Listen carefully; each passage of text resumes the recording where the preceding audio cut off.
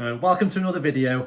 Now this video certainly wasn't planned. I'm just reacting to Rishi Sunak's recent budget, and I just want to get across the impacts this could have on people like you and I. Now over the last few months, I've been saying that property prices will dip at some point during 2021, especially when we come out of the pandemic and people's priorities change. They start spending the money on other things, and up until yesterday, I still believe that, but Rishi Sunak has just gone and dropped a bomb, and now I believe that property prices will just continue to rocket throughout the year. But then there's going to be one hell of a pop. That bubble is going to burst. And in this short video, I'm going to explain what exactly has happened and how this is going to affect people like us. So firstly, property prices are already inflated, and this is for two reasons. The first one being ultra low interest rates. So when the interest rates are as low as they are today, this means that people can afford houses that they usually wouldn't be able to afford. And another reason is the stamp duty holiday, which we've all heard about. Now this stamp duty holiday, people think they're saving 10, 15, 20,000 pounds in stamp duty, when in reality, all this has done is inflated house prices. So that 20 grand you might have saved on stamp duty has basically gone on to the price of the house. And if that wasn't bad enough, we've now seen that the stamp duty holiday has now been extended for another 3 months. Now this is only going to cause a further increase in house prices because people are going to be rushing out to buy these properties. And not only that, but the government are now encouraging lenders to offer 95% mortgages. I mean, have they not learned from pre-2008? Now I'm no economist by any means, but I do like to think I've got some common sense. Now, if you look at it like this, we've got a stamp duty holiday where people can buy houses without paying stamp duty. We've got ultra low interest rates, which means people can buy houses and they can afford mortgages what they usually couldn't afford. We also have house prices the highest they've ever been. And now giving people who want to get on the property ladder or young people the chance to buy houses with a very, very little deposit. Now, this is all well and good, but as we've just mentioned, house prices are already inflated. They're already at an all-time record high.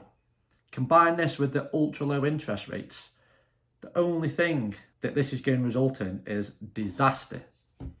I mean, I don't know if it's just me that sees this or if it's just clear as day, but what we're going to find is people are going to have these massive mortgages on houses that are already inflated in price. So basically, what will happen is, in a few years' time or a decade or whenever it may be, if interest rates rise, the demand for property will fall because you're going to find a lot of people stuck in a situation where they're now in negative equity and they can't afford their monthly payments. Now, this is just like one great big bubble which is about to burst. Now, it's not going to burst anytime this year or maybe at the end of the year, but what Rishi Sunak has announced yesterday with the budget, I just can't get my head around why they would want to encourage people to buy houses with such a massive mortgage when they're already gone and inflated house prices prior to doing this.